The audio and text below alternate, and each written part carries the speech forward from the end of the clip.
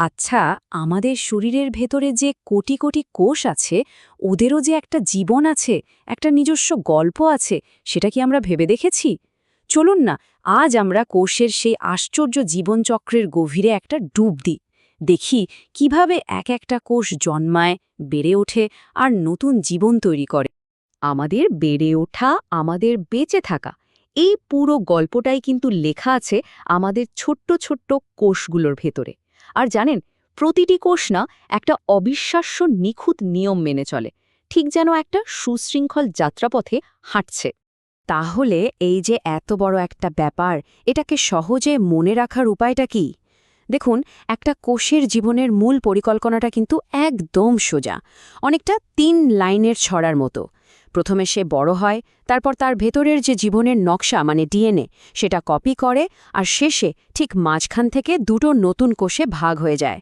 সোজা কথায়, বড় হও, কপি করো আর ভাগ হও, ব্যাস। কিন্তু এখানেই তো আসল প্রশ্নটা, এই যে এত সহজ একটা প্ল্যান, এটা যে প্রত্যেকবার কোনো ভুল ছাড়া একদম নিখুঁতভাবে হবে, সেই গ্যারেন্টিটা কে দিচ্ছে? কোষের ভেতরে এমন কি সিস্টেম আছে যা পুরো ব্যাপারটাকে একজন দক্ষ ট্রাফিক পুলিশের মতো কন্ট্রোল করে? আর এই প্রশ্নের উত্তর থেকেই কিন্তু আমাদের গল্পের প্রথম পর্বটা শুরু হচ্ছে। চলুন তাহলে দেখি একটা কোষের জীবনে এই নিয়ম বা কন্ট্রোলের গুরুত্ব ঠিক কতটা মারাত্মক হতে পারে। ব্যাপারটা ভাবুন তো, অনেকটা যেন একটা ধারালো ছুরির উপর দিয়ে হাঁটা। কোষ বিভাজনের কন্ট্রোল যদি এক চুলও এদিক ওদিক হয়, তাহলেই কিন্তু বিপদ। ধরুন, বিভাজন যদি প্রয়োজনের চেয়ে বেশি হতে থাকে, তাহলেই তৈরি হয় টিউমার বা আরও খারাপ কিছু, ক্যান্সার। আবার উল্টোটাও হতে পারে, যদি বিভাজন খুব কমে যায়, তাহলে শরীরের বৃদ্ধি আটকে যায়, কোথাও কেটে গেলে সেই ঘা আর সারতেই চায় না। তার মানে বুঝতেই পারছেন, এই নিখুঁত ব্যালেন্সটাই হলো জীবনের আসল ভিত্তি। কোষ বিভাজনের মতো এত বড় একটা ঘটনার আগে কিন্তু একটা লম্বা প্রস্তুতির পর্ব থাকে। ব্যাপারটা অনেকটা মঞ্চে ওঠার আগে গ্রিন রুমে মেকআপ নেবার মতো। কোষের এই ব্যস্ত প্রস্তুতি পর্বটারই নাম হল ইন্টারফেজ। চলুন এবার এই যাত্রার ভেতরেই ঢোকা যাক। এই যে কোষচক্রের ম্যাপটা দেখছেন, এর বেশিরভাগ সময়টাই কিন্তু এই ইন্টারফেজ মানে প্রস্তুতির পর্ব। এর ভেতরে আবার ৩টে পর্যায় আছে।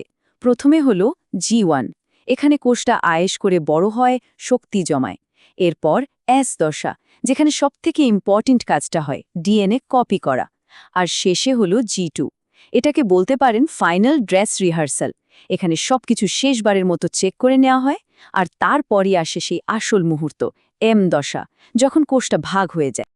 আচ্ছা, এবার আমরা আসছি কোষচক্রের প্রথম আর সবথেকে কঠিন গেটটায়, G1S চেকপয়েন্ট।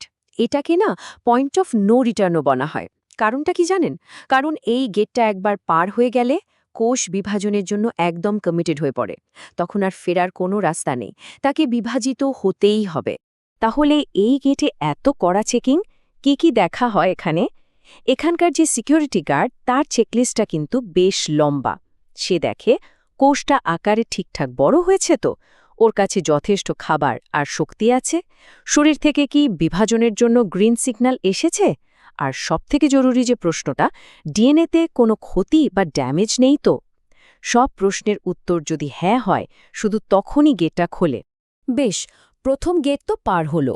এরপর আসছে দ্বিতীয় চেকপোস্ট, এর নাম G2/M চেকপয়েন্ট।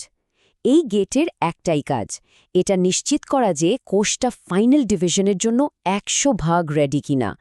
এখানে কিন্তু কোনো রকম ফাঁকিবাজির সুযোগই নেই। এখানকার যে ইন্সপেক্টর, সে মূলত দুটো প্রশ্ন করে। ১ নাম্বার, ডিএনএ কপি করার কাজটা কি পারফেক্টলি শেষ হয়েছে? আর ২ নাম্বার, নতুন যে ডিএনএ কপিগুলো তৈরি হলো, ওগুলোতে কি সামান্যতম কোনো ভুল বা ড্যামেজ আছে? যদি একচুলো কোনো সমস্যা ধরা পড়ে, সঙ্গে সঙ্গে পুরো প্রসেসটা থামিয়ে দেওয়া হয়। যতক্ষণ না সেটা রিপেয়ার হচ্ছে, গাড়ি এগোবে না। কিন্তু একটা প্রশ্ন আসছে না মনে, এই যে কোষ এক ধাপ থেকে আরেক ধাপে এগিয়ে যাচ্ছে, এই গাড়িটাকে চালাচ্ছেটাকে? এর ভেতরের ইঞ্জিনটা আসলে কি?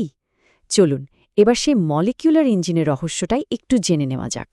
পুরো কোষচক্রটাকে চলুন একটা গাড়ির মতো ভাবি। সিডিকে হলো সেই গাড়ির ইঞ্জিন। ইঞ্জিনটা কিন্তু সবসময় রেডি থাকে, কিন্তু নিজে নিজে চালু হতে পারে না। আর সাইক্লিন হলো সেই ইঞ্জিনের চাবিটা। যখন ঠিক সময়ে ঠিক চাবিটা এসে লাগে শুধু তখনই ইঞ্জিনটা স্টার্ট হয় আর গাড়িটা সামনে এগোতে শুরু করে। আর এই ইঞ্জিন চালু হওয়ার প্রসেসটা না খুব সুন্দর আর সিস্টেম্যাটিক। দেখুন কি হয়, চক্রের একটা নির্দিষ্ট ধাপে একটা নির্দিষ্ট সাইক্লিন মানে আমাদের চাবিটা তৈরি হতে শুরু করে। যেই না সেই চাবিটা তার সঙ্গী সিডিকে মানে ইঞ্জিনের সাথে গিয়ে জোড়া লাগে, সঙ্গে সঙ্গে ইঞ্জিন চালু আর কোষটা সাঁ করে পরের ধাপে চলে যায়। আর কাজটা শেষ হয়ে গেলেই চাবিটা নষ্ট হয়ে যায়, ইঞ্জিনটা আবার থেমে যায়, পরের চাবির জন্য অপেক্ষা করে। আচ্ছা, ইঞ্জিন তো হলো যা গাড়িকে সামনে ঠেলে নিয়ে যায়, কিন্তু গাড়ির ব্রেক সেফটি সিস্টেমগুলো কই? যদি হাইওয়েতে কোনো অ্যাক্সিডেন্ট হয় তখন কে সামলাবে?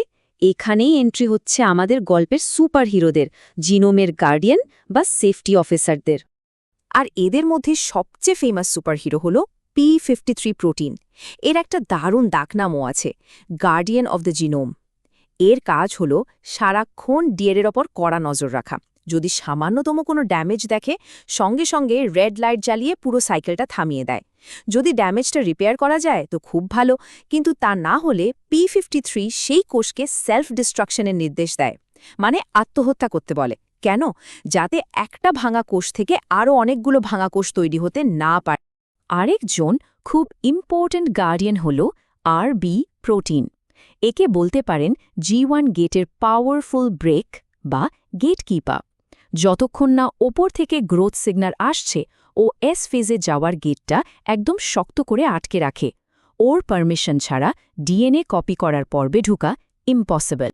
তো সব বাধা পেরিয়ে, সব পরীক্ষা দিয়ে এবার আমাদের গল্পের ক্লাইম্যাক্স, মহাবিভাজন। চলুন দেখি এই শেষ আর সবথেকে জটিল হার্ডেলটা কোষ কিভাবে পার করে।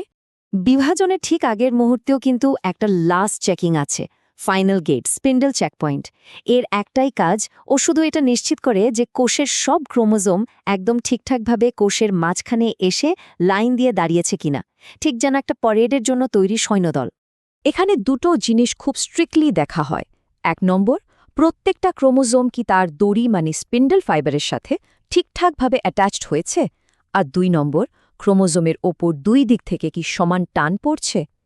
এই চেকিংটা নিশ্চিত করে যে ভাগাভাগির সময় যেন কোনো গণ্ডগোল না হয়, যাতে দুটো নতুন কোষই একদম সমান সমান ক্রোমোজোম পায়।